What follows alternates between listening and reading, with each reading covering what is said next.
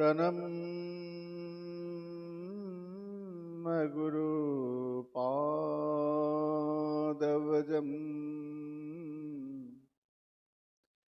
श्रीचैतन्यमहाप्रभुम् श्रीराधा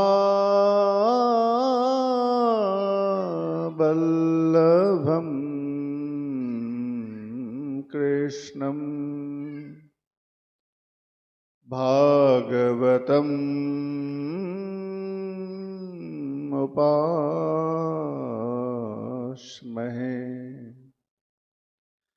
शतचिदानन्दरूपाय विश्वोत्पत्त्यादिहेतवे तापत्रय विनाशाय श्रीकृष्णाय वयं नमः।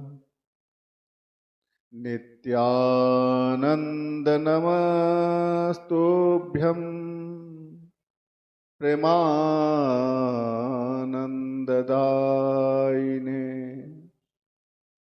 कलिकल्मषनाशाय श्रीजाह्नवापतये नमः। अनर्पितचरिं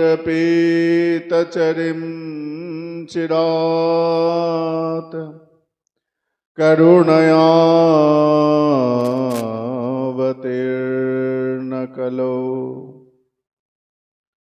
समर्पयितुम् उन्नतोज्ज्वलरसां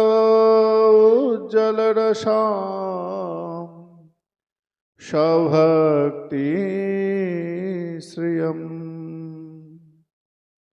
हरिपुराटसुन्दरद्वतीर्कदम्बसन्दीपितः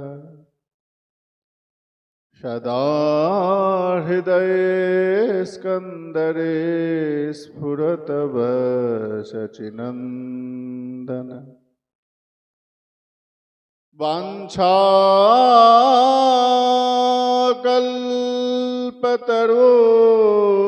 वाञ्छाकल्पतरुभ्यश्च कृपा सिन्धुर्वैव च पतितानं पावनेभ्य वैष्णवेभ्य नमो नमः। जय रूप सनातन भट्ट रघुनाथ श्रीजीव गोपाल भट्ट दास रघुनाथ। এই ছয় গোসাইয়ের করি চরণ বন্দন, যাহা হইতে বিঘ্ন নাশ হয় অভীষ্ট পূরণ। हे कृष्ण करुणा सिंधु दीनबंध जगतपते गोपेश गोपिका कांत राधा कांत नमस्तुते।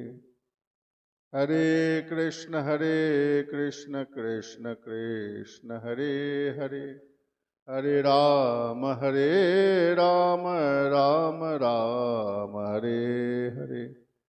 जय जय श्री निताय गौर शतनाथ परमानंदे हरे हरे बोल। जय जय श्री गौर गोपीनाथ की जय।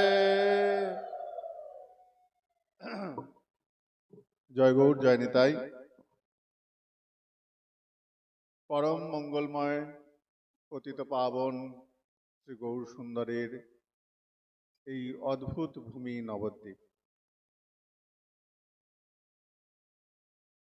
এই নবদ্বীপকে গুপ্ত বৃন্দাবনও বলা হয়ে থাকে। শ্রীধাম নবদ্বীপে বহু বহু সাধকের আবির্ভাব হয়েছেন।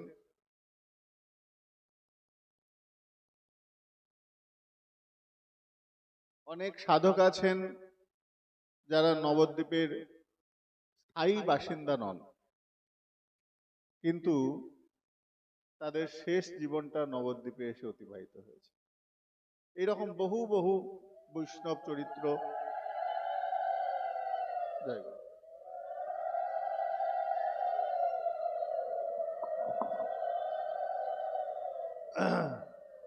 তো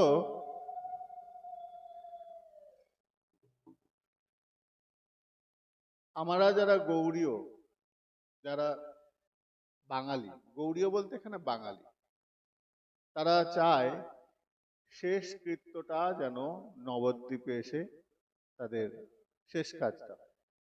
দেখবে নবদ্বীপ শ্মশানে বহু দূর দূর থেকে গাড়ি করে তাদের শেষ যাত্রার কর্ম করে।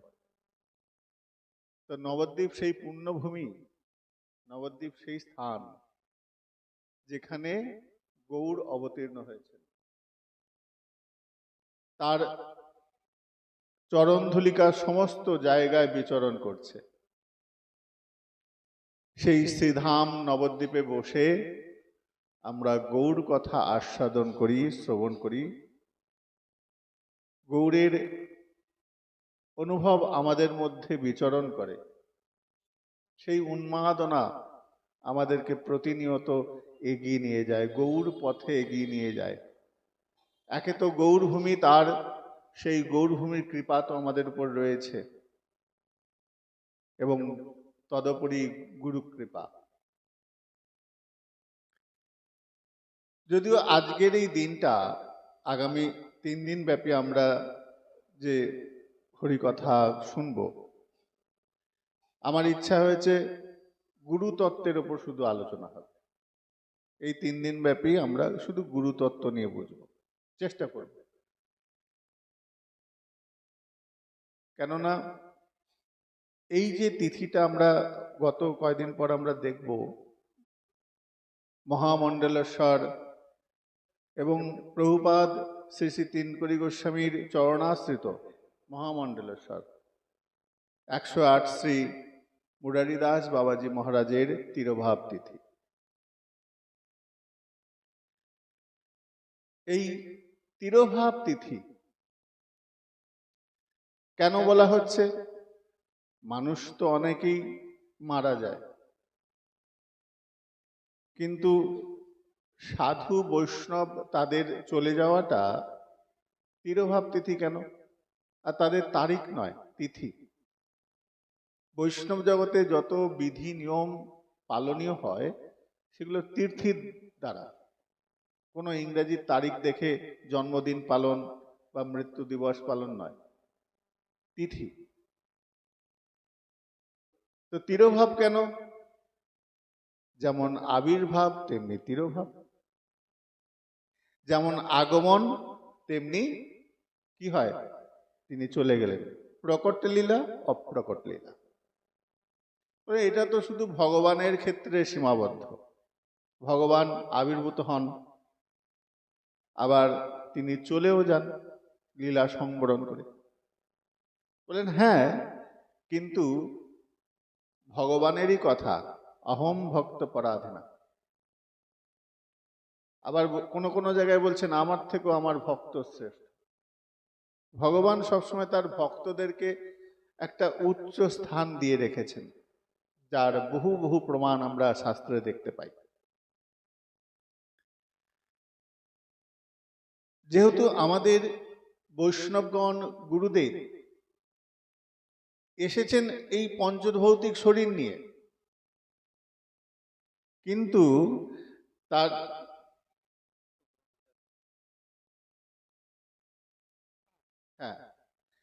তো পঞ্চভৌতিক শরীর নিয়ে পৃথিবীতে এসেছেন, কিন্তু এই শরীরটা পঞ্চভৌতিক হলে পরেও যেহেতু সেটা ভগবত কৃপা পেয়েছেন,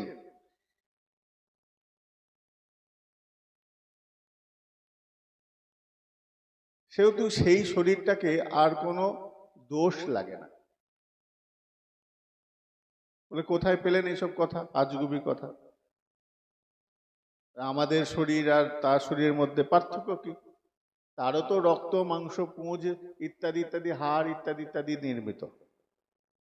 আমার শরীরটাও সেই দিয়ে নির্মিত। তাকেও নয় দাহ করা হচ্ছে, নয় মাটিতে সমাধি দেওয়া হচ্ছে। পার্থক্য কি মশাই? পার্থক্য কোথায়? একবার এই প্রসঙ্গ নিয়েই শিবের সঙ্গে দেবর্ষিপাদ নারদের কথা হচ্ছে। তো শিব তখন দেবর্ষিপাদ নারদকে বলছেন যে আচ্ছা, প্রহ্লাদের শরীরটা তো রক্ত মাংস দিয়ে তৈরি, হ্যাঁ? প্রহ্লাদের প্রসঙ্গ টেনে বলছেন, প্রহ্লাদ ভজন করলে কি হবে? নারদ বলছেন, প্রহ্লাদ ভজন করলে কি হবে? তার শরীরটা তো আমাদের মতন এই জাগতিক দ্রব্য দিয়ে নির্মিত, পঞ্চভৌতিক দেহ। তাহলে পঞ্চভৌতিক দেহ যখন থাকবে, তখন তাহলে তার কৃপা, তার এগুলো কি দরকার? এগুলো প্রয়োজন আছে? এগুলো কি হয় না? ভগবত কৃপা পেয়েছেন, আমরা বলি না, তিনি মঞ্জুরি স্বরূপ পেয়েছেন, তিনি কৃপা প্রাপ্ত হয়েছেন, গোবিন্দের চরণে চলে গেছেন, মহাপ্রভুর চরণে চলে গেছেন। কেন বলছেন এগুলো? সে তো রক্ত মাংস শরীরে নির্মিত। তো তখন মহাদেব খুব সুন্দর একটা কথা বলছেন। মহাদেব বলছেন, শোনো নারদ, তোমাকে একটা কথা বলি। কি কথা? কৃষ্ণ ভক্তি সুধা পানাত দেহ দৈহিক বিস্মৃতা আর তেষাম ভৌতিক দেহপি সচ্চিদানন্দ রূপতা। অর্থাৎ বলছেন, দেখো, এই যারা কৃষ্ণ ভক্ত হন না, তাদের একটা কি লক্ষণ কি জানো? এই কৃষ্ণ ভক্ত যারা হয়, তাদের একটা স্বভাব বলো, গুণ বলো, তাদের মধ্যে এটা রয়েছে। কি হয়েছে? কৃষ্ণ ভক্তি সুধা পানা। সুধা শব্দের অর্থ আমরা মদ বলি। মদ মানে এই শুধুমাত্র জাগতিক দ্রব্য নয়, মদ মানে যেটাতে তোমার মত্ততা আসে, যেটাতে তুমি সেই বিষয়ের উপর ডুবে যাও, মাতাল হয়ে যাও। ভ্রমর মধু খেয়ে মাতাল হয়ে যায়, সেই মাতাল কিন্তু এই জাগতিক মাতালের সঙ্গে এক হবে না।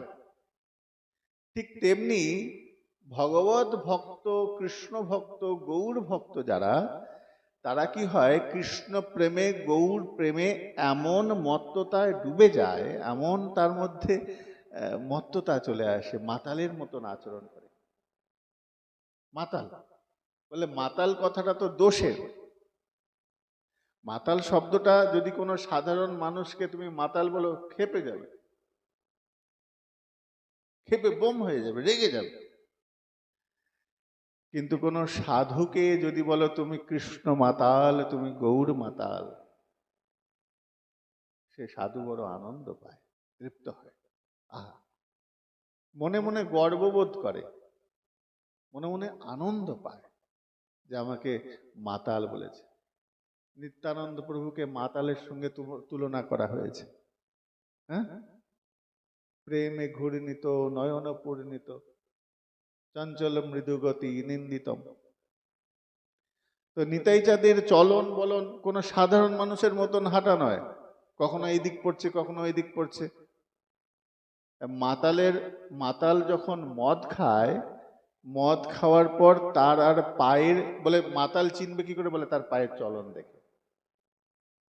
যদি সে ভরপেট মদ খায়, তার চলন তাকে বলে দেবে যে তুমি মদ খেয়েছে, পা এক জায়গায় স্থির পড়বে না।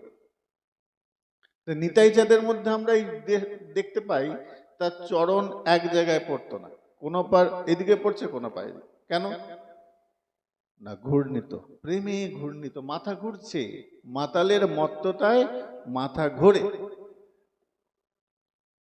প্রেমে ঘূর্ণিত নয়ন পূর্ণিত চঞ্চল মৃদুগতি নিন্দিতম। মদমত্ত হাতির মতন সে হাঁটছে,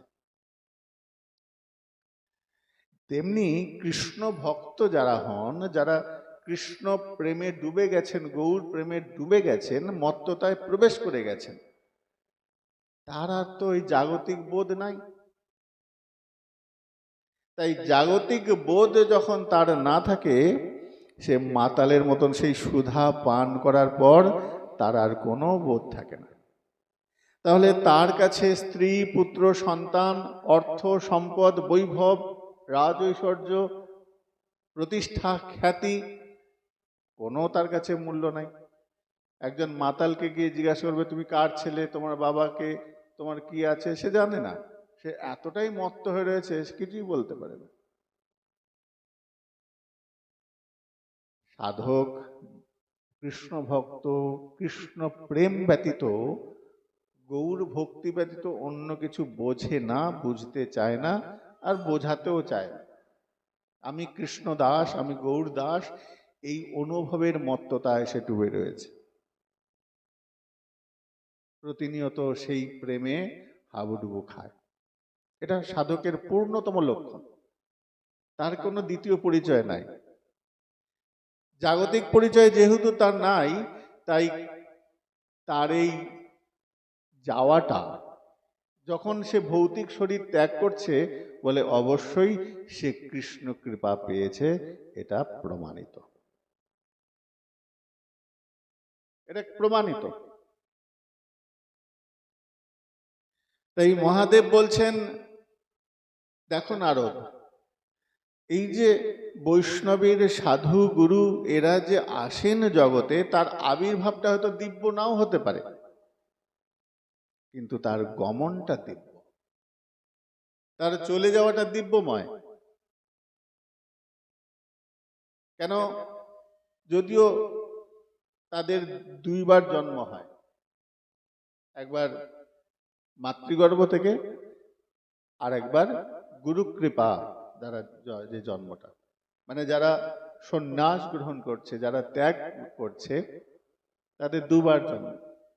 মাতৃগর্ভস্থ জন্ম, আর একবার গুরু কৃপায় নতুন তার গোত্র, নতুন তার প্রমাণপত্র, সবকিছু নতুন। তাই এই পঞ্চভৌতিক দেহটা মিলিয়ে গেলেও সূক্ষ্ম শরীর, স্থূল শরীর, কর্ণাভ শরীর, কারণ শরীর, এই তিনটে শরীরের এই একটা শরীরে মাটিতে মিশে যায়, আর একটা শরীর পরব্রহ্ম ভগবানের সঙ্গে মিলিত হয়, কৃপা প্রাপ্ত।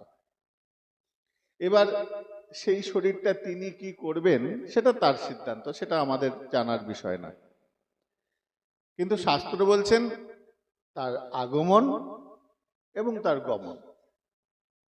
আগমনটা কখন থেকে হবে?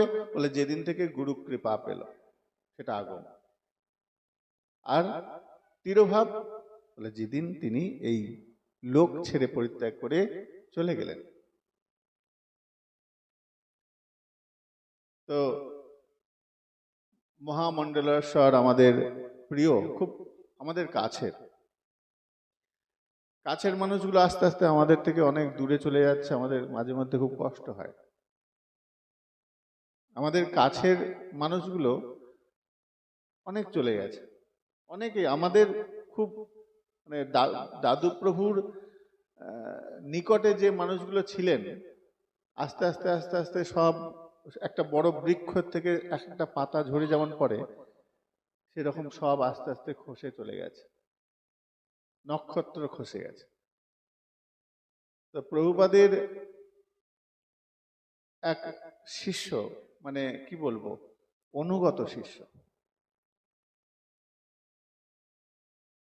তার সম্বন্ধে যদিও বলি অনেক কম বলা হবে। প্রভুপাদের শিষ্যদের মধ্যে অনেকের যোগ্যতা ছিল, অনেকের যোগ্যতা ছিল না। কেউ ডাক্তার ছিল, কেউ বড় কি বলবো অ্যাডভোকেট ছিলেন, কেউ ইংরেজি পর্যন্ত বলতে পারেন না, একটা অক্ষর জ্ঞান ছিল না, কিন্তু প্রত্যেকেই তার তার জায়গায় শ্রেষ্ঠ। কেন? গুরু কৃপা প্রাপ্ত। আমরা বন্দনায় বলি না, জয় জয় শ্রী গুরু প্রেম কল্পতরু অদ্ভুত যাহার প্রকাশ। শ্রীপাদ রামদাস বাবাজি মহারাজ বলছেন, জয় দিলে জয়ী হবে। আজকে তুমি যদি জয় দাও, আগামী দিন তুমিও জয়ী হবে। জয়ী হবে মানে তুমিও কারোর দ্বারা জয় প্রাপ্ত হবে। তো আমরা শ্রীপাদ মুরারিদাস বাবাজি মহারাজ আদি যারা রয়েছেন তারা প্রত্যেকেই জয় পাচ্ছেন। কেন পাচ্ছেন? তার অতীত ঘাঁটতে হবে। অতীতটা কি? এই মুরারিদাস বাবাজি মহারাজ, বর্তমান বিনোদ বিহারী দাস বাবাজি রয়েছেন, আরো অনেক মহাত্মাগণ রয়েছেন প্রভুপাদের শিষ্য। যোগ্যতা যদি ধরি, মুরারিদাস বাবাজি মহারাজের কি যোগ্যতা? বিশাল শিক্ষিত, বিশাল পণ্ডিত, বিশাল জ্ঞানী? না, সেরকম কিছুই তার মধ্যে ছিল না।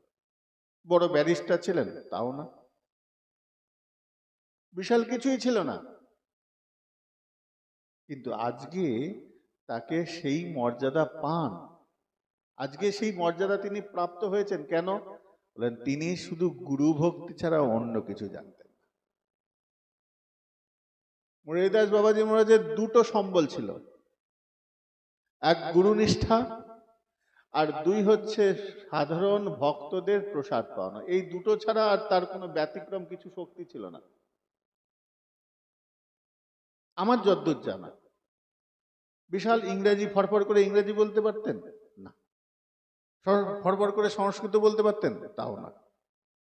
কিন্তু একটা বিশেষ শক্তি, একটা বিশেষ গুণ তাকে ওই স্তরে নিয়ে গেছে, যেটা অনেকেই আকাঙ্ক্ষা করে কিন্তু পায় না। আকাঙ্ক্ষা করতে পারে কিন্তু আকাঙ্ক্ষায় সেই স্তরে পৌঁছানো বড় কঠিন, বড় দুর্লভ। হৃদয়ে গুরু নিষ্ঠা আর সাধক, সাধক সেবা, সেটাই তার মূল পুঁজি, সেটাই তার মূল সম্পদ। মুরারিদাস বাবাজি মহারাজকে সবাই এই জন্যই চেনে, তিনি সাধু সেবা দিতে বড় ভালোবাসতেন। আর কোথাও তিনি নিজের নাম জাহির করতেন না। যেখানে যেতেন প্রভুপাদের চিত্রপট, মূর্তি বক্ষে ধারণ করে সেই জায়গায় যেতেন। আমরা দেখেছি কুম্ভমেলায় স্নান করছেন, গুরুদেবকে বুকে নিয়ে স্নান করছেন, তাই না? বর্তমানে বিনোদ বিহারী দাস বাবাজি মহারাজকেও দেখতে পাই, এবং প্রভুপাদের আরো যারা শিষ্যরা ছিলেন ওই একই ব্রতে ব্রতী। তাই আজ তারা প্রত্যেকেই এক একজন উজ্জ্বল নক্ষত্র। সমাজ তাকে সেইভাবেই পরিচিতি পেয়েছে। জয় জয় শ্রী গুরু প্রেম কল্পতরু, অদ্ভুত যাহার প্রকাশ। তো বাবাজি মহারাজ বলছেন, জয় দিলে জয়ী হবে। আজকে যিনি জয় দিচ্ছে, আগামী দিনে তিনিও জয়ী হবেন। আর রামদাস বাবাজি মহারাজের কথাটা যে একদম ধ্রুব সত্য, তার জলজান্ত উদাহরণ এই মুরারিদাস বাবাজি মহারাজ। আজ কত জয় পাচ্ছেন, তার প্রতিষ্ঠিত কত কত মন্দিরে আজকের দিনে তার তিরোভাব তিথি পালিত হচ্ছে। এটা বড় আমাদের আনন্দের বিষয়। বৈষ্ণব বিরহ আমাদের দুঃখের, অবশ্যই দুঃখের। পৃথিবী থেকে আমরা একজন সাধককে হারালাম, এ বড় কষ্টদায়ক। আমি শুধু বলছি না, এটা মহাপ্রভু নিজেও বলেছেন। রামানন্দ সংবাদে আমরা দেখতে পাই কৃষ্ণ বিরহের কথা, গুরু বৈষ্ণব বিরহের কথা প্রকট করেছেন। কিন্তু এই বিরহটা মহোৎসব। সাধারণ মানুষের বিরহ তিথি দুঃখের হয়, কিন্তু গুরু বৈষ্ণবের বিরহ তিথিটা মহোৎসব, উৎসবের মতন পালিত হয়, আনন্দ করে। যদিও গুরুদেব কখনো চলে যান না, তিনি বিদ্যমান থাকেন আমাদের মন্ত্র রূপে, আমাদের হৃদয়ে গুরু রূপে, সাক্ষাৎ বিগ্রহ রূপে। কোথায় নাই গুরুদেব? আমরা যখনই মন্ত্র স্মরণ করছি, মন্ত্র স্মরণে মাথায় গুরুদেবকে চিন্তন করে বীজ মন্ত্র জপ করছি, গুরু মন্ত্র, বলে ওখানেও গুরুদেব রয়েছেন, ওখানেও গুরুদেব রয়েছেন। আবার যাকে আমরা নিত্য অর্চন করছি, যাদের চিত্রপট আছে, চিত্রপটে যাদের চিত্রপট নাই, তারা ওই বীজ মন্ত্র, গুরুদেবের বীজ মন্ত্র লিখে তার মধ্যে মন্ত্র স্থাপন করছে। সাক্ষাৎ না, তিনি সাক্ষাৎ। গুরুদেব নেই বললে পরে মর্যাদা থাকে না, গুরুদেব আছেন। তোমাদের একটা খুব সত্যিকারের ঘটনা বলি। প্রভুপাদের অনেক শিষ্যের মধ্যে প্রত্যেকেই খুব প্রভাবশালী। তো প্রভুপাদের একজন শিষ্য ছিলেন, জায়গাটা হচ্ছে ঘোড়াদহ, মেদিনীপুরে, ওটা হুগলি ডিস্ট্রিক্টের মধ্যে পড়ছে। তো আমি একবার প্রভুপাদের তিরোভাব তিথি, শ্রীপাঠ মনোহরপুরে প্রভুপাদের আবির্ভাব তিথি পালিত হয়, আর নবদ্বীপে তিরোভাব তিথি পালিত হয়।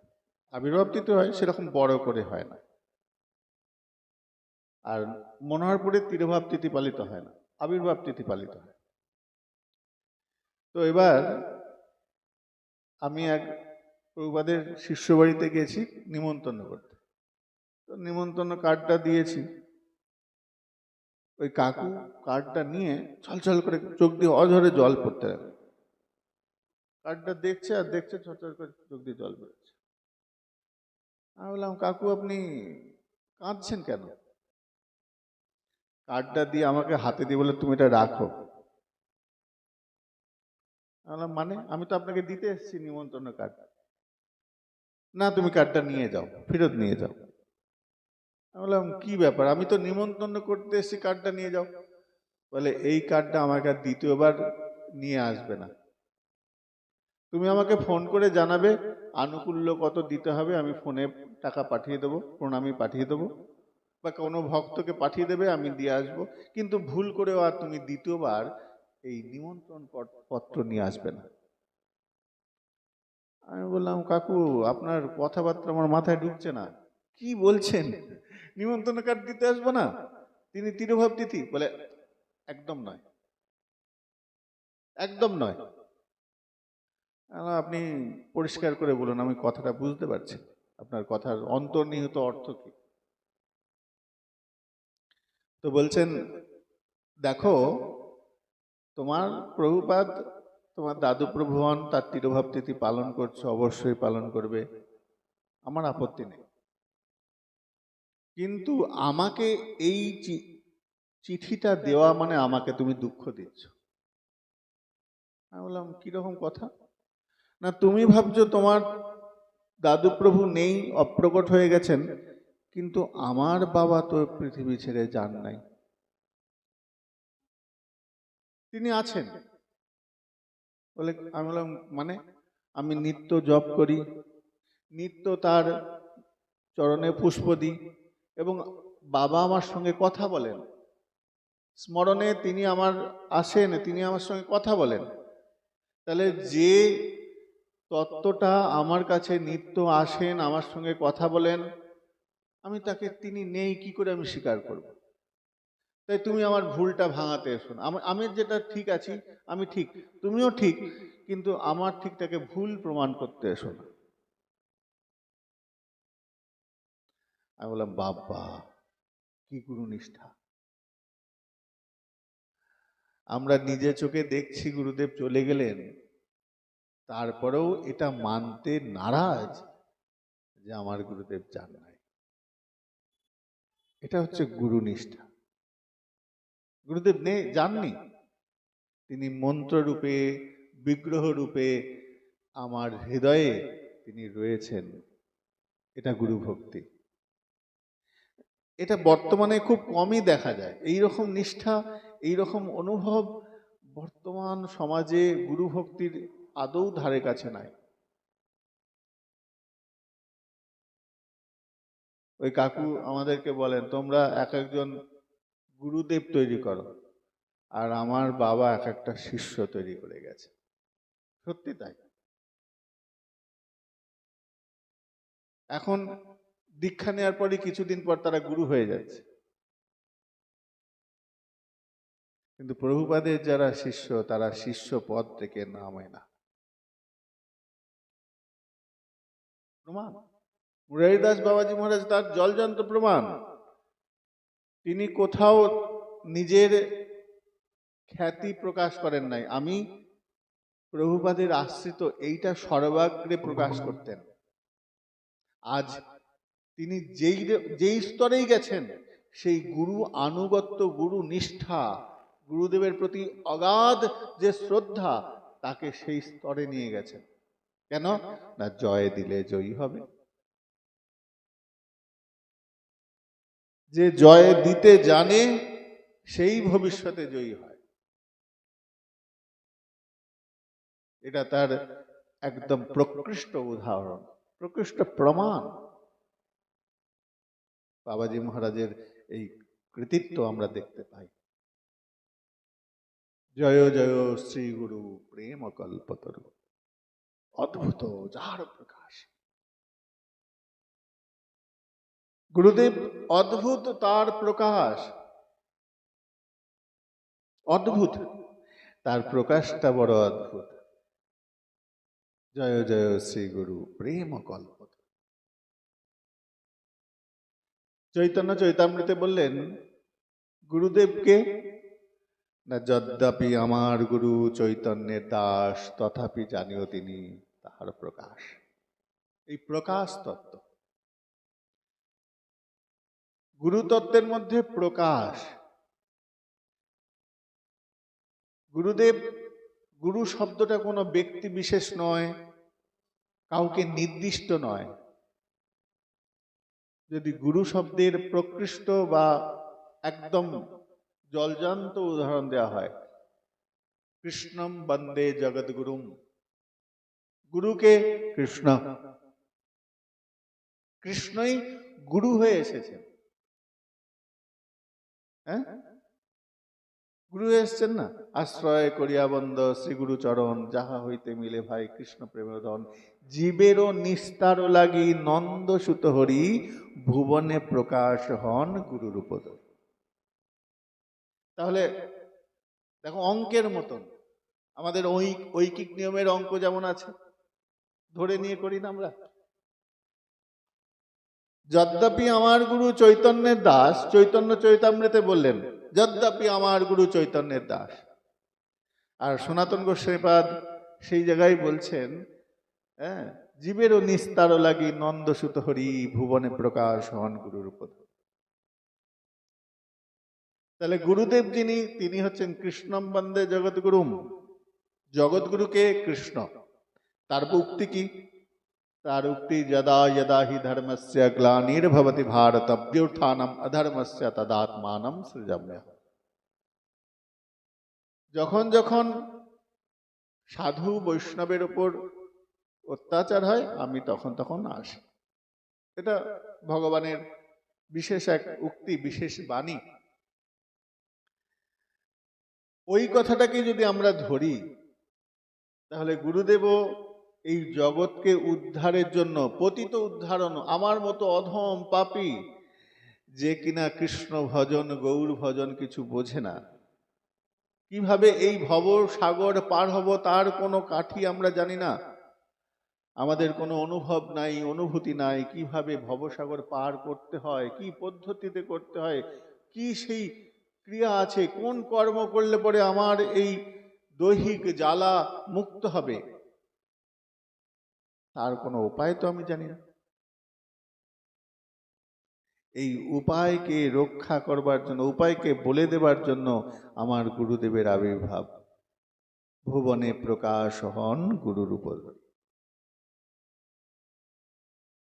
বলেন গুরুদেবের কাজটা কি?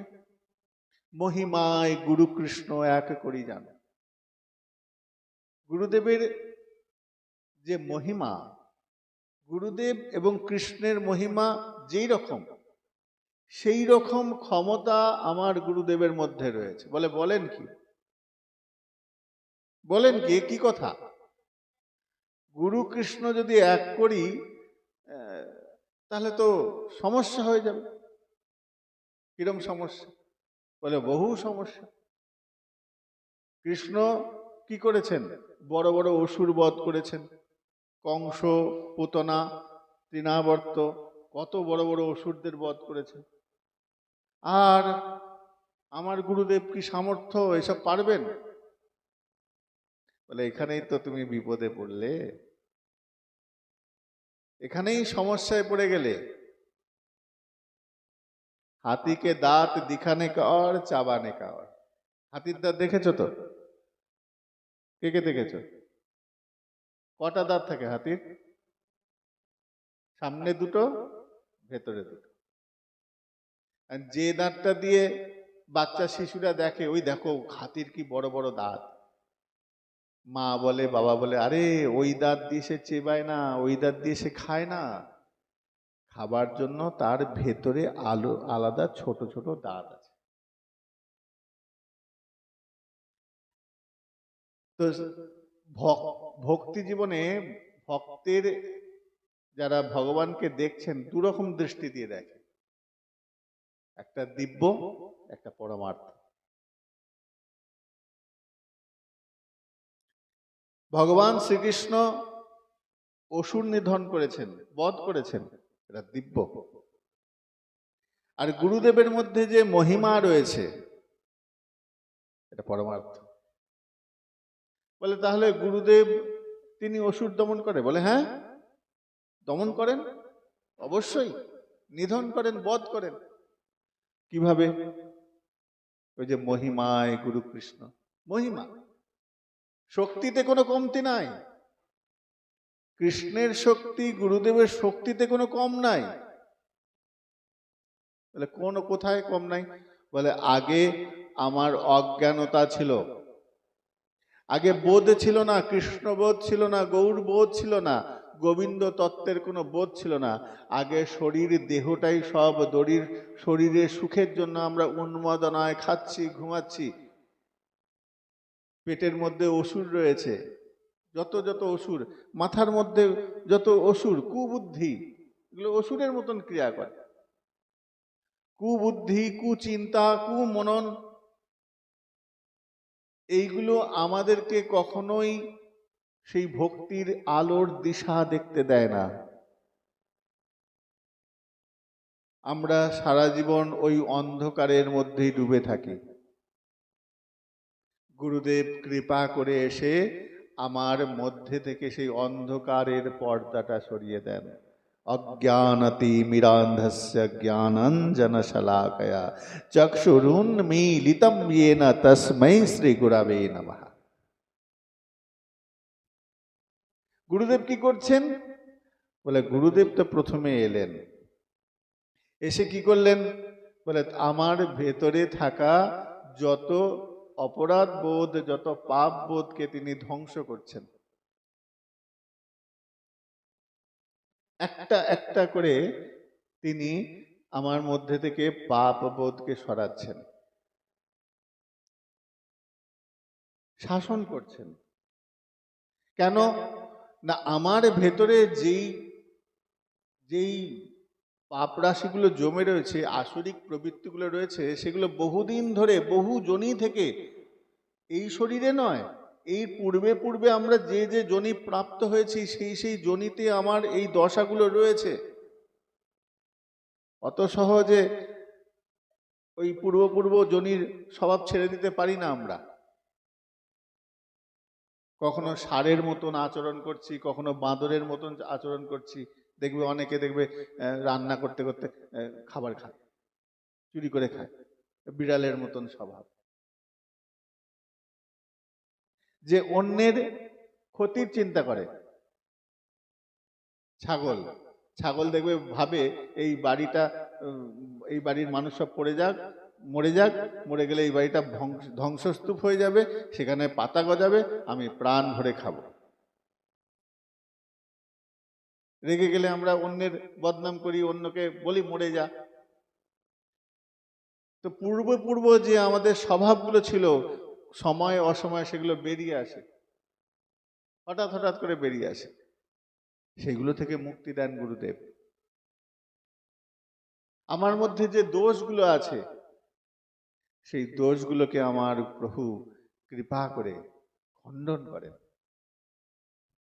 অজ্ঞান তিমিরান্ধস্য জ্ঞানাঞ্জন শলাকায়। তাহলে প্রথম কাজটা কি করলো?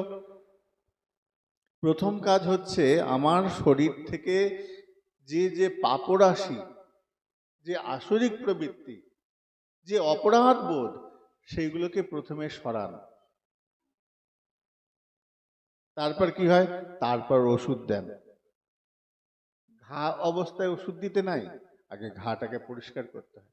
দেখবে ডাক্তারের কাছে যাও, তোমার এই জায়গাটা কেটে গেছে, ডাক্তার প্রথমে কি করবে? ভালো করে জল দিয়ে ধোবে, ডেটল দিয়ে পরিষ্কার করবে, তারপর কিছু দেবে, অ্যান্টিসেপ্টিক দেবে, তারপর সেখানে মলম দেবে। গুরুদেব কি করছেন? প্রথমে আমার মধ্যে থাকা যে পাপরাশি, যে অপরাধ বোধ, যে আসরিক প্রবৃত্তি, যে অসুর প্রবৃত্তিগুলো আমার ভেতরে ছিল, সেইগুলোকে গুরুদেব টেনে টেনে বার করছেন। ওরা টেনে বার করতে হবে কেন? বলে অনেকদিন থাকতে থাকতে আঠার মতন আটকে গেছে, তো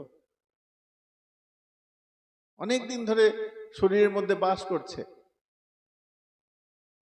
থাকতে থাকতে সেইগুলো এমন হয়ে গেছে, সেইগুলো ওই বড় মোটা ঝামা দিয়ে না ঘষলে পরে ওটা উঠবে না। ওই যে ঝামা দিয়ে ঘষা, ওটার নাম শাসন।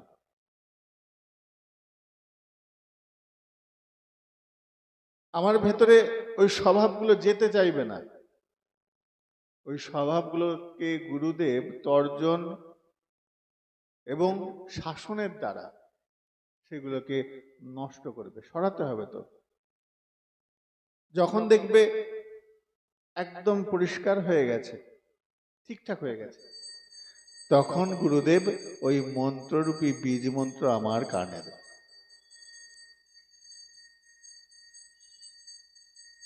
তো গুরুদেব, গুরু তত্ত্বটা সম্বন্ধে গভীরভাবে বোধ থাকতে হবে। আমরা গুরু শব্দ সম্বন্ধে বুঝি না। গু কারশ্চ অন্ধকার, রু কারশ্চ নিয়তজ্ঞতা। যিনি আমাকে অন্ধকার থেকে আলোর পথে নিয়ে যান।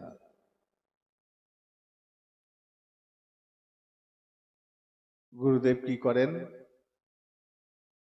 আমি বহুদিন ধরে অন্ধকারে এক কুয়োর মধ্যে পড়ে আছি। আমি জানি না, ভালো বুঝি না। ওই কুয়োর মধ্যে থাকার খাবার সেইগুলোই গ্রহণ করি, ওই কুয়োর মধ্যের বাতাস সেইটাই গ্রহণ করি, ওই কুয়োর মধ্যের সুন্দরতাই আমার আস্তে আস্তে ভালো লেগে গেছে। একদিন হঠাৎ করে কেউ এসে বললে, এই তুই যেই জায়গাটা রয়েছিস সেটা কুয়ো, বেরিয়ে দেখ জগৎটা কত বড়, দেখ কত জগৎটা কত বড়। আমি বললাম, আমি তো এই কুয়োর মধ্যে পড়ে আছি, কি করে উঠতে হবে, কি করে জগৎটাকে দেখব, আমি তো জানি না। হঠাৎ করে কি হলো, ওই কুয়োর ওপর থেকে ওই ব্যক্তি আমার দিকে হাত বাড়িয়ে বলল, আয়, উঠে আয়, দেখ জগৎটা কত সুন্দর, তুই তো অন্ধকারে পড়ে আছিস, অন্ধকার আচ্ছন্ন পরিবেশ দেখে তুই অন্ধকারটাকেই ভালোবেসেছিস, এর বাইরেও প্রকৃতির কত সৌন্দর্য রয়েছে, আকাশ বাতাস সমুদ্র পাহাড় নদী কত কিছু আছে, আয় দেখবি, আয় দেখবি। লোকটা হাতটা বাড়িয়ে দিল, আমি ওই হাতটাকে ধরলাম, উনিও হাতটাকে শক্ত করে মজবুত করে ধরলো। এবার তিনি গায়ের জোর দিয়ে হাতটা দিয়ে টানছেন, আমিও তার হাতটাকে কিছু করি নাই, শুধু তার হাতটাকে শক্ত করে ধরে রাখলাম। আমার আর কোনো কাজ নেই, আমার তো আর কিছু করার নাই। ওই শক্ত হাতটাকে আরো শক্ত করে ধরে রাখলাম, একটা আশা, ওপারে ভালো কিছু আছে, নিশ্চয়ই ভালো কিছু আছে, নাহলে তিনি কেন আমাকে তুলে নিয়ে যাবেন। ওই হাতটাকে আরো বেশি শক্ত করে ধরলাম। এক সময় দেখলাম ওই কুয়ো থেকে আমি বেরিয়ে এলাম। সত্যি তো, এতক্ষণ এতদিন অন্ধকারে থাকতে থাকতে অন্ধকারটা আমার ভালো লেগেছিল ঠিকই, কিন্তু এখন যে জগৎটা দেখছি চারিদিকে রংচং, এক একরকম রং দেখে আসছি, কালো কালো কালো দেখে আসছি। এখন দেখতে পাচ্ছি সবুজ রঙের পাতা, নীল লাল হলুদ, কত ধরনের ফুল হয়, কত ধরনের প্রজাতির প্রাণী হয়। এই অদ্ভুত মুগ্ধ করা জীবন আমার ভালো লাগছে। এখন ওই জগৎটা আমার কাছে স্বর্গের মতন মনে হচ্ছে। কেন? এই জগৎটা আমি আগে দেখি নাই। এতদিন ওই পচা অন্ধকার দুর্গন্ধপূর্ণ জায়গাটাই আমার কাছে প্রিয় ছিল। যখন তিনি আমাকে কৃপা করে, দয়া করে, করুণা করে আমাকে ওই অন্ধকার থেকে তুলে নিয়ে এক নতুন জগতে দিলেন, এক অদ্ভুত জগৎ, অদ্ভুত সুন্দরতা, ভারী মাধুর্যময় জগৎ। এখন মনে মনে ভাবছি কেন আমি এই অন্ধকারে এতদিন পড়েছিলাম। অজ্ঞানতিমিরান্ধস্য জ্ঞানাঞ্জনশলাকয়া চক্ষুরুন্মিলিতম येन তস্मै শ্রী গুরবে নমঃ। আমি সেই গুরুদেবের চরণকে প্রণাম জানাই। তস্मै শ্রী গুরবে নমঃ। অনেকে শব্দটা প্রয়োগ করে গুরুবে নমঃ, না, গুরুবে শব্দ হয় না, গুরবে নমঃ। তস্मै শ্রী গুরবে নমঃ। আমি সেই গুরুদেব, তার চরণে প্রণাম করি। এখন এই গুরু শব্দের মধ্যে সমগ্র তত্ত্ব বিদ্যমান। সমগ্র, হয়তো একটা রূপ ধরেছেন, হয়তো একটা জাগতিক রক্ত মাংস পুঁজ হাড় নির্মিত একটা রূপ ধারণ করেছেন, কিন্তু ওটা প্রকৃতপক্ষে স্বরূপ নয়। প্রকৃত স্বরূপ কোনটা? ওই বীজ। যিনি বীজকে যাজন করেন এবং যিনি সেই বীজকে দেবার সামর্থ্য রাখেন, তিনি গুরু। গুরু কোনো, যদি গুরু ওই ব্যক্তি বিশেষ হয়ে যায় তাহলে অহংকার এসে যাবে, প্রতিষ্ঠা এসে যাবে, জগতে নিজের প্রচার করবেন। বর্তমানে দেখবে অনেক এরকম আছে, বলার অবকাশ রাখে না। নিজেকে যখন ভগবানের পর্যায়ে নিয়ে যাবে তখন দেখবে ভগবানের মূর্তি আর সেই জায়গায় থাকবে না, গুরুদেবের মূর্তি ভগবানের মূর্তির জায়গায় চলে এসছে। এরকম বহু প্রমাণ আছে। যদিও বলছেন মহিমায় গুরু কৃষ্ণ এক করি মন, কিন্তু গুরুদেব সেটাকে স্বীকৃতি দেবেন না। যখন গুরু কৃষ্ণ এক মনে করবে তখন ভগবান, তখন পাপাচারী দুরাচারী কাজ করতে তার দ্বিধাবোধ হবে না। কেন? এটা একটা বন্ধন, একটা আবদ্ধ। কচ্ছপ যতক্ষণ খোলসের ভেতরে থাকে ততক্ষণই সে বেঁচে থাকবে, খোলস থেকে বেরিয়ে আসলেই তার পতন ঘটে। হ্যাঁ, খোলস থেকে যখনই বেরিয়ে আসবে তখনই কোনো হিংস্র প্রাণী তাকে খেয়ে নেবার সামর্থ্য রাখে। কিন্তু ওই খোলসের মধ্যে যতক্ষণ থাকবে ততক্ষণ সে সেফ। গুরু তত্ত্ব, গুরুদেব ওই মন্ত্ররূপী, ওই তত্ত্ব বীজ মন্ত্র ধারণকারী যিনি, তিনি গুরুদেব। গুরুদেব বিদ্যমান রয়েছেন ওই ভেতরে। আমার জীবনের একটা ঘটনা বলি। আমি গৌরাঙ্গন বলে একটা মন্দির আছে নবদ্বীপে, ওখানে আমি অনেকদিন, বহুদিন ভোগ লাগাতাম। তো ওখানে দুইজন স্বামী স্ত্রী ছিলেন। একজন ব্রজেন দেবনাথ বলে, তার স্ত্রী, তোমরা অনেকে হয়তো চেনো। তো ব্রজেন কাকু একজন সম্ভবত একজন মিলিটারি ফোর্সের অফিসার ছিলেন। পরে গুরুদেবের প্রভুপাদের তিন গুরু গোস্বামীর কাছ থেকে মন্ত্র দীক্ষা নেওয়ার পর তিনি ওগুলো সব ত্যাগ করে দেন। বলেন যে আমি আমিষ গ্রহণ করতে পারবো না, গুরুদেবের আজ্ঞা পালন করতে পারবো না, ত্যাগ করে দেন। তো যারা অফিসাররা ছিলেন বলেন তোমাকে চাকরি ছাড়তে হবে না, তুমি রিটায়ার নিয়ে নাও, আমরা তোমাকে সব ব্যবস্থা করে দেবো। তো তিনি পেনশনও পেতেন। তো তিনি তারা স্বামী স্ত্রী ওই মন্দিরে সেবা পূজা করতেন, কিছুদিন মানে অনেকদিন ছিলেন। তো আমি প্রতিদিন যেতাম, ভোগ লাগাতাম, ওরা রান্না বান্না করতো, আমি শুধু অন্নটা করে ভোগ লাগিয়ে বেরিয়ে চলে আসতাম। তো প্রতিদিন যখন আসতাম, যাবার সময় বলতে দাঁড়াও দাঁড়াও দাঁড়াও, একটু প্রণাম করবো। আমরা প্রণাম করতে হবে না, তোমরা দাদু প্রভুপাদের শিষ্য, প্রণাম করতে হবে না। ভয়ে আমি পালাতাম সাইকেল নিয়ে। তো একদিন করেছি কি, আমি যেই সাইকেল নিয়ে ঢুকেছি, পাশেই এই ব্রজেন কাকুর স্ত্রী দাঁড়িয়েছিল। যেই সাইকেল নিয়ে ঢুকে দরজাটা, সাইকেলটা তালা দিয়েছি, সঙ্গে সঙ্গে ব্রজেন কাকু বলছে, এই এই দরজাটা আটকাও, তালা মারো, গেটে তালা মারো। আমি তো হতবাক, কি ব্যাপার, তালা মারো। দিয়ে এবার আমার কাছে ছুটে এসছে, একটা প্রণাম করব। আমি তো ছুটতে আরম্ভ করেছি, ছুটতে ছুটতে দৌড়াচ্ছি, মন্দিরের চারপাশে ঘুরছি। একটা গৌর বিষ্ণুপ্রিয়া মন্দির ছিল, ওর চারপাশটা ঘুরছি। অনেকক্ষণ পর কাকু বলছে, দেখো বাবা, তোমার বয়সটা তো অনেক অল্প, আমার বয়সটা অনেক বেশি, আমি হয়তো তোমার সঙ্গে দৌড়ে পারবো না, তো আমার সঙ্গে এরকম খেলাটা তোমার উচিত না। তো যেই বলেছে আমি দাঁড়িয়ে পড়েছি, যেই দাঁড়িয়ে পড়েছি হাত দুটো চেপে ধরেছে, চেপে ধরে বলছে, দেখো ভক্তদের, আমি এগুলো থেকে শিক্ষা নিয়েছি, কত অদ্ভুত শিক্ষা, হ্যাঁ কত অদ্ভুত শিক্ষা। প্রভুপাদের যারা শিষ্যরা ছিলেন, শিক্ষা দেওয়ার পরিপাটিটা ভারী মিষ্টি ছিল, অমর্যাদাও নয়, আবার শিক্ষাও দিচ্ছেন। হাত দুটো চেপে ধরেছে, চেপে ধরে বলছেন, আচ্ছা তুমি কি ভাবো, তোমার সঙ্গে আমার যদি কম্পেয়ার করি, তুমি আমার থেকে যোগ্যতায় কি আছো? তুমি এখন স্কুলে পড়ছো, আমি একজন অফিসার, চাকরি করা রিটায়ার্ড পার্সন, তোমার সঙ্গে আমার কোনো তুলনা নাই। আচ্ছা বয়সের যদি বলি, আমি তোমার থেকে বয়স অনেক বড়, তুমি আমার বয়সে অনেক ছোট, সেটা তো তুমি আমার সঙ্গে কোনো যোগ্যতায় পারো না। অভিজ্ঞতার দিক থেকে আমি তোমার থেকে অনেক অভিজ্ঞতা সম্পন্ন, তো কোনো যোগ্যতায় তুমি আমার ধারে কাছে থাকো না।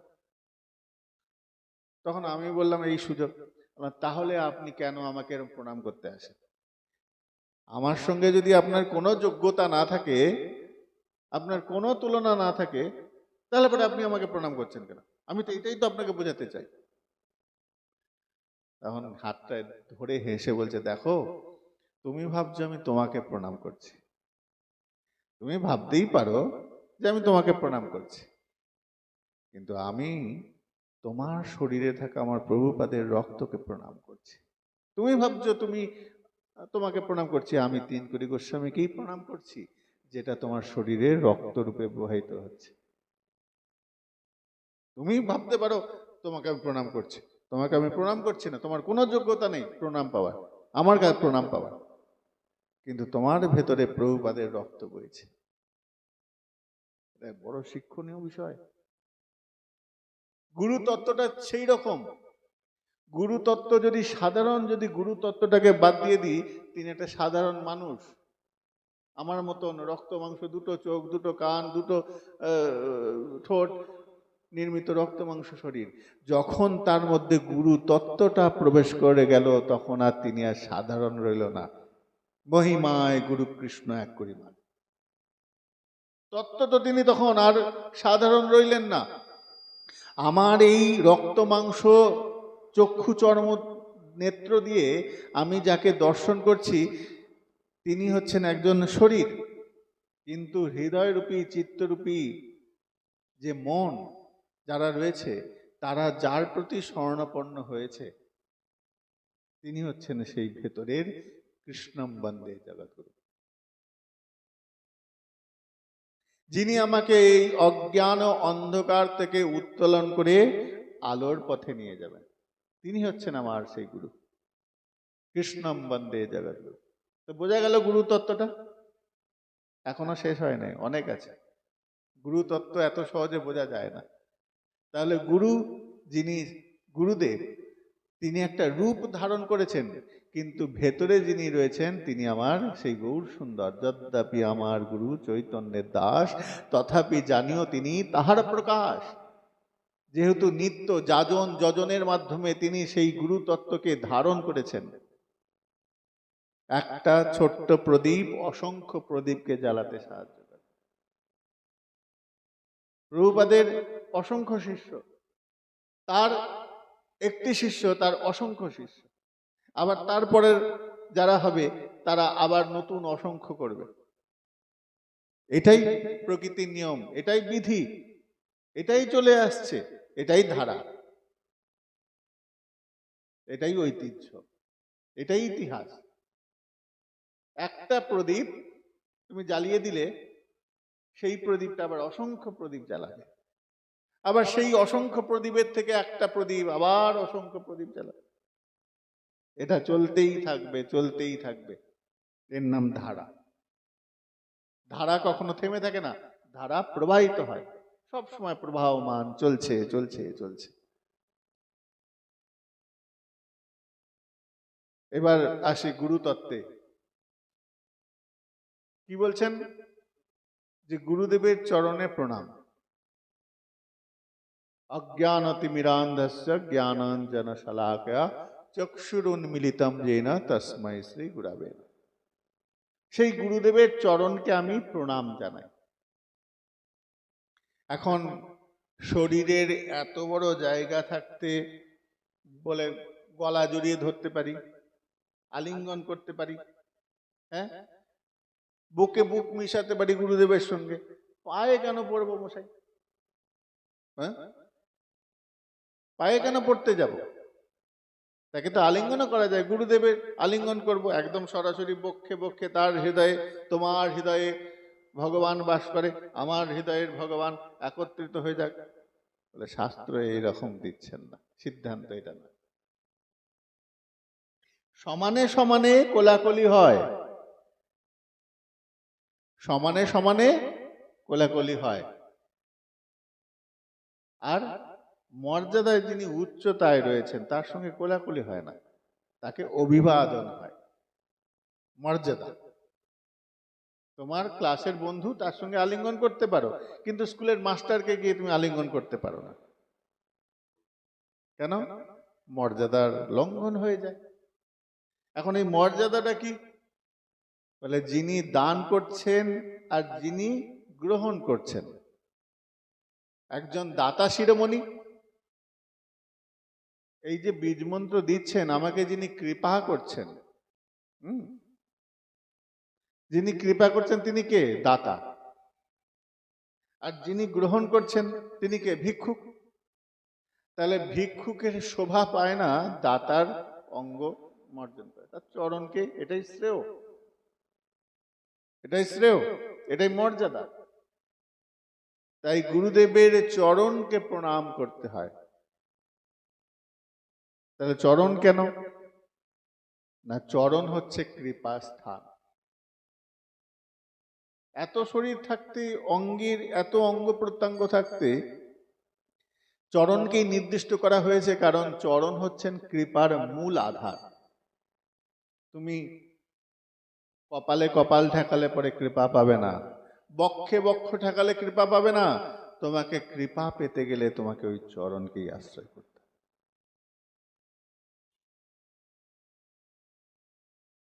ওই চরণকে আশ্রয় করতে হবে। যদি একটা খুব জাগতিক একটা উদাহরণ যদি দিই, এখন তো মা গঙ্গার অনেক বিভাজন হয়েছে, অনেক মানে কি বলবো, বাঁধ দিয়ে তার গতিকে কমিয়ে দেওয়া হয়েছে।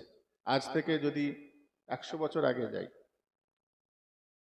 গোমুখ থেকে যখন মা গঙ্গা প্রবাহিত হয়ে আসছেন পৃথিবীতে,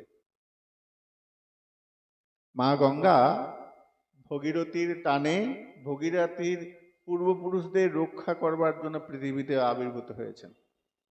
দেবী সুরেশ্বরী ভগবতী গঙ্গে ত্রিভুবন তারিণী তরল তরঙ্গে শঙ্কর মৌলিনী ভামিনী বিমলে। তো সেই মা গঙ্গা জগতে আবির্ভূত হয়েছেন।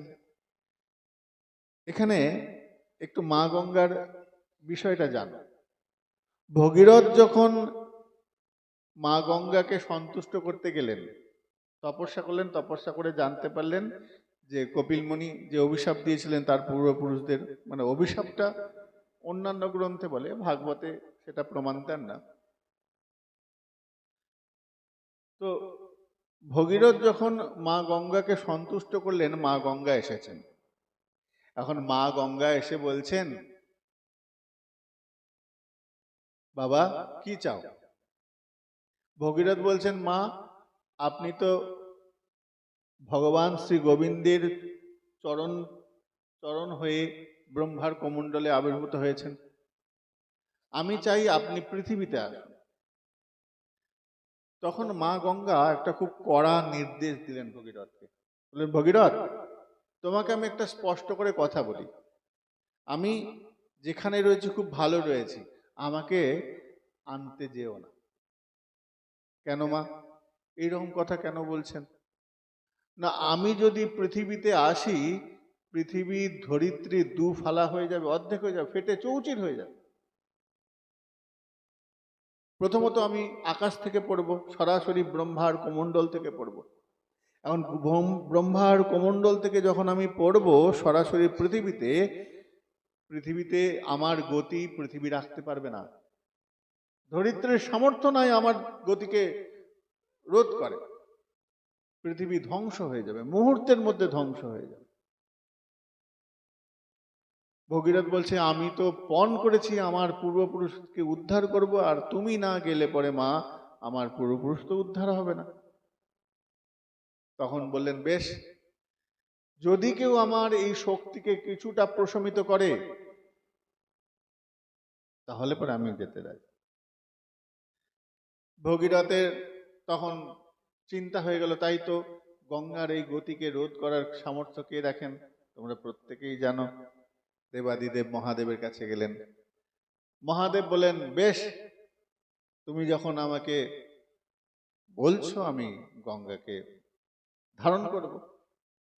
গঙ্গা গঙ্গার সঙ্গে খুব খিটিমিটি কথা আছে, প্রসঙ্গটা খুব সুন্দর।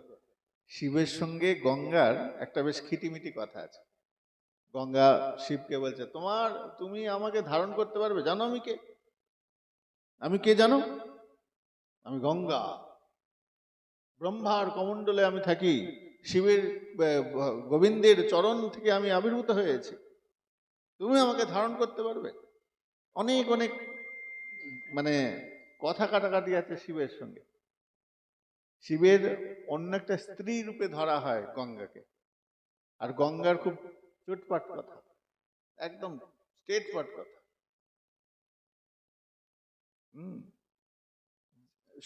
স্বৈরচারী রমণী তো, নিজে শক্তিশালী প্রভাবশালী, তাদের একটু দাপট থাকে। শিবকে খুব বলেছে। মহাদেব বলছে, তবে রে, তোর এত বড় ক্ষমতা, আমাকে নিয়ে বলিস? জটা ছুঁড়ে দিয়েছে, গঙ্গাকে পেঁচি নিয়ে চলে এসেছে মাথার মধ্যে। তোকে তো রাখার জন্য আমার জটাই যথেষ্ট। জটাতে ধারণ করলেন। এই জটেশ্বর মহাদেব গঙ্গাকে ধারণ করলেন। তবুও গঙ্গার গতি কম নয়, ভয়ঙ্কর গতি। গঙ্গার প্রবাহমান যখন গোমুখ থেকে বেরিয়ে আসছে, প্রথমত ঠান্ডা, ভয়ঙ্কর ঠান্ডা, আর দ্বিতীয়ত প্রবল গতি। ওখানে সাধারণ মানুষ স্নান তো দূরের কথা, জলে আঙুল দিতে পারবে না, আঙুল কেটে বেরিয়ে যাবে, এত স্পিড, এত গতি। তাহলে মানুষ কোথায় স্নান করবে? ওটা উচ্চ গতি। মধ্যগতিতেও সবাই স্নান করতে পারে না। হরিদ্বারে দেখবে শিকল দিয়ে দড়ি বেঁধে স্নান করে। ওখানকার যারা পাকা সাঁতারু, আমি কয়েকদিন আগে ঋষিকেশে গিয়েছিলাম। ঋষিকেশে বিশাল গতি, প্রবাহ। একটা ছেলে, ওখানকার লোকাল ছেলে, সাঁতার কাটতে কাটতে খেই হারিয়ে ফেলেছে। সে একদম হাঁপাচ্ছে, আমাকে এরকম হাত বাড়িয়েছে। আমি ভাবছি ওকে ধরতে গিয়ে আমি ডুবে যাবো না তো, ভেসে চলে যাবো। ঋষিকেশে কিরকম আছে, এরকম মাঝখানে একটা সমুদ্র, গঙ্গা বয়ে যাচ্ছে, এই গঙ্গার পাড়ের এখানটা একটা গ্যাপ আছে, ওই গ্যাপের মাঝখানে স্নান করে। ওই ছেলেটা কোনো মতে, আমি যাই হোক করে একটা হাত শিকল ধরে ওই ছেলেটাকে ধরলাম। তো ওখানকার প্রতিদিন স্নান করা ছেলে প্রতিদিন সাঁতার কাটে, শেখে হারিয়ে ফেলছে, এত গতি, প্রবল গতি। তাহলে আমাদের মতন মানুষ ওখানে গেলে কি হবে? গঙ্গা স্নান করে তৃপ্তি হয় কোথায় বলতো? নবদ্বীপে, নবদ্বীপের আশেপাশে, ওই কাটুয়া আশেপাশে। বলে কেন? বলে এখানে গঙ্গার কোনো গতি নাই। শক্তি বড় সংকীর্ণ, এখানে শক্তির প্রকাশ নাই। এখানে গঙ্গা একদম তরল তরঙ্গে একদম মন্দ মন্দ করে প্রবাহিত হচ্ছে। গঙ্গার তরঙ্গ দেখবে ধীরে ধীরে আসে, ওখানে গেলে প্রবল। তো গুরুদেবের কৃপা যদি তুমি অঙ্গ থেকে নিতে চাও, ওই রকম কারেন্টের শর্ট খাবে, ঝটকা লাগবে। কিন্তু চরণে কৃপা সঞ্চিত হয়। আমাদের শরীরের যে পজিটিভ এনার্জি গুলো আছে, যে ভালো ভালো প্রবৃত্তিগুলো আছে, সেই প্রবৃত্তিগুলো চরণে এসে জমা হয়। এই জন্য আমরা গোবিন্দের চরণে প্রণাম করি। চরণ হচ্ছে কৃপা দান করে, যেটা অন্য কোথাও পাওয়া যায় না। যে চরণে পড়ে যায় সে কৃপা পায়। ভগবান শ্রীকৃষ্ণ হাত দিয়ে অসুর বধ করেছেন, পা দিয়ে নয়, পা চরণ দিয়ে তিনি কৃপা করেছেন। অঘাসুর যখন বধ হয়ে গেল, তখন ওই চরণে গিয়ে বিলীন হলো। চরণ বড় কৃপাময়। আমরা চরণকে খুব সাধারণ চোখে দেখি, চরণের কত গুণ। গুরুদেবের চরণ কত কৃপাময়। কেন? গুরুদেবের চরণ সমস্ত ব্রজমণ্ডল, সমস্ত গৌরমণ্ডল পরিক্রমা করে তার যে কৃপা সঞ্চিত হয়েছে ওই চরণে জমা রয়েছে। গুরুদেবের যত কৃপা শক্তি ওই চরণে গিয়ে সঞ্চয় হয়েছে। তাই চরণকে আমাদের আশ্রয়। জয় জয় শ্রী গুরু প্রেম কল্পতরু, অদ্ভুত যাহার প্রকাশ। এই অদ্ভুত শক্তি যদি পেতে হয়, কৃপা শক্তি যদি পেতে হয়, তাহলে আমাদের আর অন্য কোথাও নয়, সেই গুরু চরণকে আশ্রয় করতে হবে। গুরু চরণই একমাত্র কৃপা শক্তি ধারক বাহক।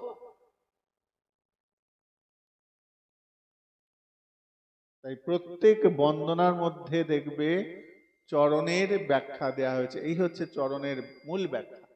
চরণকে আশ্রয় করো। চরণের ধুলা, প্রত্যেকটা ধুলা কণা কৃপা বহন করে। এক একটা ধুলা যদি তোমার অঙ্গকে স্পর্শ করে, বলে কৃপা হয়ে গেল। একে তো গুরু কৃপাময়, তাকে তার বলার অবকাশ রাখে না। ব্রজের ধুলা তার চরণে লিপ্ত রয়েছেন। এই ভূমণ্ডলের সমস্ত শ্রীপাটের ধুলা তার চরণে রয়েছে। আর কৃপা তো পাচ্ছি। এই কৃপা আমাদের আশ্রয়ের বিষয়। আশ্রয় করিয়া বন্দ শ্রী গুরু চরণ। ওহে ভক্ত, তোমরা যদি আশ্রয় করতে চাও তাহলে ওই চরণকে আশ্রয় করো। কেন? বলে চরণ তোমাকে সমস্ত এই পারমার্থিক ভজনীয় পথ উন্মোচন করে সেই ভক্তি পথের আমাদের যে সাধ্য বস্তু, যে সাধ্যকে পাওয়ার জন্য আমরা লালায়িত রয়েছি, সেই সাধ্য বস্তুকে পাইয়ে দেবার সমস্ত কৃপা রয়েছে এই চরণে। আমরা বলি গৌর পাইয়ে দাও, গৌর পাইয়ে দাও, গৌর পাইয়ে দাও। গৌর পাইয়ে দাও বললে গৌর পেলে কি রাখতে পারবে তো? হ্যাঁ, মহামন্ত্রের ক্ষমতা আছে গৌর পাইয়ে দেওয়ার, কিন্তু গৌর রাখতে কি পারবো? ভাবতে হবে, ভাববার বিষয়। আমরা তো সারাদিন বলছি গৌর পাওয়া, হে গৌর কবে কৃপা করবে, কবে দর্শন দেবে। দিল, রাখতে পারবে তো? রাখতে পারবে? রাখার আশ্রয়টা হচ্ছে গুরু সম্পদ। ওই যতক্ষণ না গুরুরূপী সম্পদ তুমি ধারণ করছো, ততক্ষণ পর্যন্ত ওই গৌর পেয়ে কোনো লাভ হবে না। মহামন্ত্রের ক্ষমতা আছে, মহামন্ত্রের অনেক ক্ষমতা। মহামন্ত্র গুরুর প্রয়োজন নাই, তুমি নিজে নিজেই মহামন্ত্র জপ করতে পারো। কিন্তু মহামন্ত্র কি করে? মহামন্ত্র তোমাকে গুরু আনুগত্যে পৌঁছে দেওয়ার আশ্রয় খুঁজে দেয়, আকাঙ্ক্ষা বাড়িয়ে দেয়। কেন? গুরু আনুগত্য বিনে ভজন দাঁড়াবে। তোমার সাধন ভজন কিচ্ছু দাঁড়াবে না। কেন? তোমার মধ্যে আনুগত্য নাই। ওই আনুগত্য তোমার পাত্র তৈরি করবে। হ্যাঁ, তোমাকে পাত্র তৈরি করবে। গৌররূপী রসকে তুমি তো তোমার হৃদয়ে রাখবে, পাত্র কোথায়? গুরুদেব পাত্র তৈরি করে দেবেন আমাকে।